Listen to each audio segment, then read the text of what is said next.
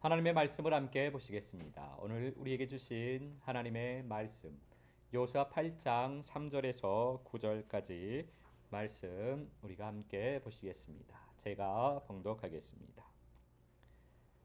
이에 여호수아가 일어나서 군사와 함께 아이로 올라가려 하여 용사 3만 명을 뽑아 밤에 보내며 그들에게 명령하여 이르되 너희는 성읍 뒤로 가서 성읍을 향하여 매복하되 그 성읍에서 너무 멀리 하지 말고 다 스스로 준비하라.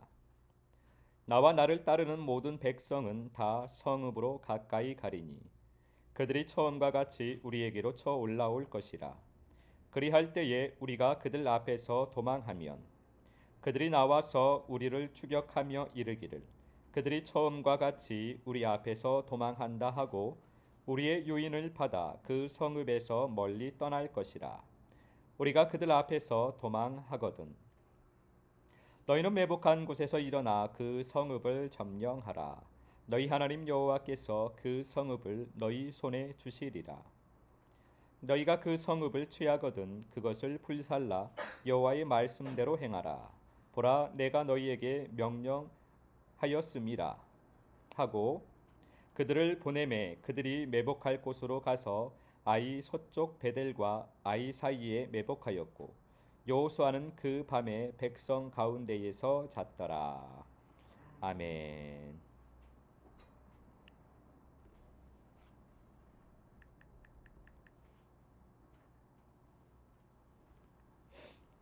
오늘 영적 원리라는 제목으로 우리가 하나님 아버지의 마음을 잠시 살펴보도록 하겠습니다. 우리 하나님 아버지의 사랑의 그 깊이와 높이와 넓이를 우리는 감히 측량할 수가 없습니다. 아버지께서는 온갖 것을 그 쓰임에 적당하게 지으셨는데 악인도 악한 날에 적당하게 하셨다고 말씀을 하십니다. 우리가 주님의 주권 아래 살아가는 하나님의 자녀라면 우리의 삶은 단 한순간도 우연히 이루어지는 것은 없습니다. 우리가 이 땅에서 살아가면서 죄 아래서 죄에 사로잡혀 살아갈 때 그 죄를 허락하시면서 그 죄를 적당하게 하신 것입니다. 하나님께서 죄를 사용하신 것이 아닙니다. 죄는 알아서 자기의 일을 하는 것이고 하나님께서는 그것을 다만 허락하신 것입니다. 그래서 우리 안에서 하나님의 뜻이 이루어지도록 그 과정 가운데 도구가 되도록 하신 것입니다. 예수님께서 십자가에 달려 죽으시는 것이 하나님의 뜻이었습니다. 그렇게 함으로 믿는 자들에게 구원을 주시기 위한 아버지의 사랑입니다. 그 일을 이루어 가시는데 어둠이 자기의 일을 하도록 하나님께서는 허락하신 것입니다. 어둠은 가룟 유다를 통해서 자기의 일을 이루어 갔을 뿐입니다. 그래서 우리는 항상 우리의 시선을 주님과 주님의 사랑에 두어야 하는 것입니다. 욥기서를 통해서 보면 그러한 과정들을 우리가 잘 이해할 수가 있습니다. 우리가 우리의 시선을 주님과 주님의 사랑에 두면 내가 하고자 하는 일이 되지 않았을 때 사단이 방해한다라고 생각할 것이 아니고 하나님께서 이 일을 기뻐하시지 않는다라고 보게 되는 것입니다. 또 몸에 질병이 들거나 사고로 몸을 다쳤을 때 사단이 역사한다라고 생각할 것이 아니라 주님의 은혜를 받아 영이 온전하게 치유되어져 가는 것이니 몸이 이렇게 아픈 것이라고 믿을 수 있게 되는 것입니다. 우리의 시선이 주님을 향하고 있다면, 우리의 시선이 주님의 사랑에 머물러 있다면 그렇게 되는 것입니다. 이렇게 모든 삶에서 우리의 마음이, 우리의 시선이 주님에게 맞추어져 있어야만 하는 것입니다. 교회에 있을 때만이 아니고 좋은 일을 만났을 때만이 아니고 모든 삶 가운데서 우리가 이렇게 주님에게 우리의 눈이 맞춰져 있어야만 하는 것입니다. 그것이 주님과 동행하는 삶이고 주님의 사랑을 받고 주님의 사랑 안에 사는 삶이 바로 그러한 삶입니다. 이스라엘 백성들의 죄로 인하여 그들은 아이성 정복에 실패하게 됩니다. 그런데 이 또한 하나님의 사랑인 것을 우리는 보게 됩니다. 그로 인해서 그들이 주님 앞에 나아가 주님을 바라볼 수 있는 시간을 가질 수 있었기 때문에 복된 시간인 것입니다. 만약 그들이 여리고성 정복 이후에 아이성을 바로 또 정복을 했다면 그들의 높아진 마음은 걷잡을 수 없었을 것입니다. 그래서 그들은 바벨탑을 쌓았던 사람들처럼 그들의 바벨탑을 쌓아 하늘에까지 다 그들의 마음이 마치 하나님과 견주려고 했을 것입니다. 그렇게 되었다면 아마도 그들은 하나님을 의지하여 가나안을 전쟁을 치르는 것이 아니고 앞으로 치를 가나안 전쟁을 자신들의 힘으로 자신들의 지혜로 남은 전쟁을 치르려고 했을 것입니다. 하나님은 뒷전에 두고. 그런데 아이성 정복에 실패한 후에 그들은 하나님 앞에 엎드렸고 여호수아를 비롯한 이스라엘 백성들의 높아진 마음이 낮아지고 겸손히 주님 말씀에 순종할 수 있는 마음으로 준비가 되었던 것입니다. 비록 지금은 힘든 시간을 보내고 있지만 앞으로의 여정에 있어서 지금의 고통의 시간이 값진 시간이 된 것입니다. 그래서 우리는 하나님의 사랑을 의심해서는 안 되는 것입니다. 우리 주님은 신실하신 분이십니다. 말씀하시고 그 말씀을 이루어 가시는 분이십니다. 사랑으로 우리의 모든 삶을 이끌어가는 분이십니다. 지금 이해할 수 없는 문제 앞에서 힘들어하고 계시다면 주님의 사랑에 감사하시길 바랍니다.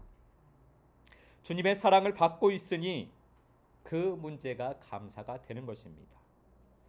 그 문제를 통해서 하나님의 말씀이 이루어질 것이니 감사가 되는 것입니다. 하나님께서 약속하신 땅 가나안에 이스라엘 백성들은 말씀에 순종해서 들어갔습니다. 그런데 왜 이스라엘 백성들은 패배의 쓴맛을 보아야 했을까요? 왜냐하면 그것이 그들을 향한 하나님의 사랑이었기 때문입니다. 지금은 알 수 없지만 그들을 더욱 온전하게 하시고자 하는 우리 주님의 사랑인 것입니다. 하나님께서는 여호수아를 통해서 이스라엘 백성들에게 말씀을 하십니다. 아이성 주위에 일부의 군사를 매복하고 나머지 군사들은 처음과 같이 아이성으로 쳐들어갔다가 패배한 것처럼 도망쳐 나오라는 것입니다. 그러면 그때 아이성 사람들이 성을 비우고 멀리까지 추격해 오면 매복한 사람들이 비워진 성에 들어가 성을 점령하라는 것이었습니다. 이스라엘 백성들의 첫 번째 실패가 없었다면 아이성 사람들은 성을 다 비워두고 이스라엘 백성들을 그렇게 멀리까지 추격하지는 않았을 것입니다. 이렇게 첫 번째 실패가 오히려 이스라엘 백성들에게 복이 된 것입니다. 그래서 우리는 내 뜻대로가 아니라 하나님의 뜻대로 살아가는 것이 복인 것입니다. 그래서 우리는 내 뜻대로 내 생각대로 되지 않는다면 하나님의 뜻대로 되어가고 있는 것이니 복된 것이고 내 뜻대로 되지 않아도 감사한 것이고 내 생각대로 되지 않아도 기쁜 것입니다. 하나님의 뜻대로 되어지고 있기 때문입니다. 하나님의 자녀는 십자가에서 내가 죽는다고 해도 그것이 아버지의 뜻이니 감사한 것입니다. 십자가는 사랑입니다. 세상 사람들에게 십자가는 저주로 보일 것입니다. 그러나 하나님의 자녀에게는 십자가는 사랑으로 보이는 것입니다. 오늘 본문 말씀에서 우리가 볼 수 있는 영적 원리가 있습니다. 성경에서 하나님의 나라가 되는 가나안은 우리의 마음을 예표하는 것입니다. 하나님의 나라에 먼저 들어와 있는 이방 족속은 우리의 마음에 살고 있는 어둠, 죄들입니다. 예수님보다 먼저 우리 마음에 들어온 강도요 도둑인 것입니다. 가나안 정복 전쟁은 그렇게 강도의 소굴이 된 우리의 마음을 하나님의 나라로 만드는 영적 전쟁을 보여주고 있는 것입니다. 여리고성 정복 전쟁을 통해서는 모든 전쟁이 하나님께 속해 있다라는 것을 보여줍니다. 칼과 창과 단창으로 싸우는 것이 아니라, 군사의 많음으로 싸우는 것이 아니라 하나님의 이름으로 나아갈 때 승리하는 것을 보여줍니다. 말씀에 순종하는 삶이 우리 마음의 어둠의 성을 무너뜨린다는 것을 말씀하여 주십니다. 말씀에 순종하여 여리고성을 돌기만 하면 됩니다. 그러면 여리고성이 무너지는 것입니다. 어떻게 내가 해야 할까? 내가 할 수 있을까? 무엇을 준비해야 할까? 이렇게 하는 것이 맞는가? 이것이 아버지께서 원하시는 것인가? 등의 내 생각을 모두 내려놓고 그냥 말씀에 순종하면 되는 것입니다.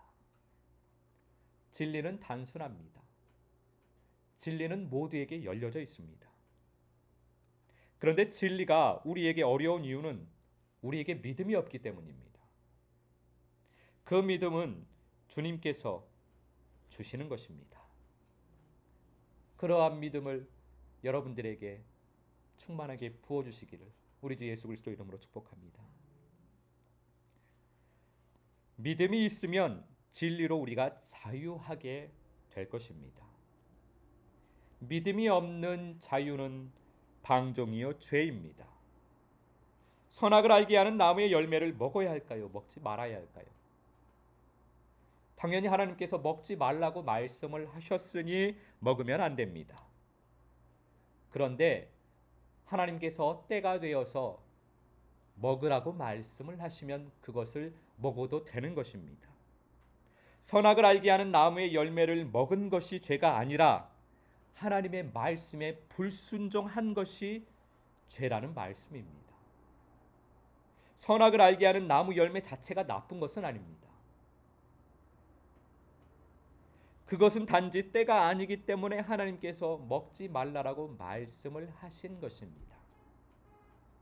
그런데 그 말씀에 불순종한 것이 잘못이라는 것입니다. 선악을 알게 하는 나무의 열매에 대한 우리의 눈을 이렇게 바꿔야만 합니다.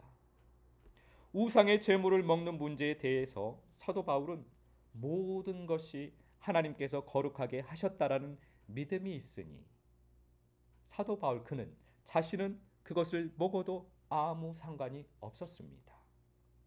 그는 믿음 안에서 진리로 자유를 얻은 것입니다. 그런데 그것을 믿음이 없으면서 바울이 먹는 것을 보고 마음에 꺼름직하고 불편하면서도 선생님이 먹으니 먹어도 되나? 그런 마음을 가지고 불편한 마음을 가지고 그것을 먹는다면 그것은 죄라는 것입니다. 그래서 사도 바울은 그 문제에 대해서 자유하지만 다른 사람들이 자신을 보고 시험에 들 것 같으니까 그럴 거라면 차라리 자신은 그 우상의 제물인 고기를 먹지 않겠다라고 말씀을 하는 것입니다.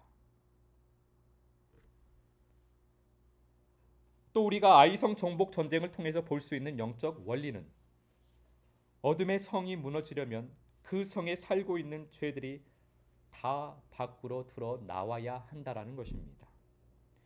그래서 주님의 사랑을 받으면 삶에, 몸에 갖가지 문제들이 생기는 것입니다.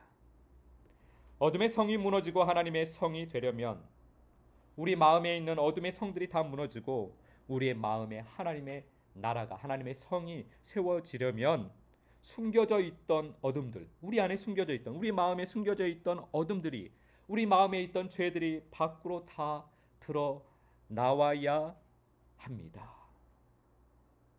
그것들이 밖으로 드러나니까 우리 몸에 병이 오고 몸이 아프기도 하고 삶의 문제가 생겨진다라는 것입니다. 그래서 우리는 주님의 사랑을 받으면 그러한 일들이 일어난다는 것을 알고 놀라거나 두려워하지 말고 평안 가운데 주님의 사랑에 감사하는 삶을 살아야 한다라는 것입니다. 그래서 우리의 모든 삶이 감사가 되는 것입니다. 주님 우리에게 이 말씀을 통해서 이것을 보여주고 계십니다. 이번 한 주간도 주님의 사랑에 감사하며 기쁨과 평안의 삶을 살아가는 아름다운 하나님의 나라를 마음에 세워가는 한 주간의 삶이 되시기를 우리 주 예수 그리스도 이름으로 축복합니다.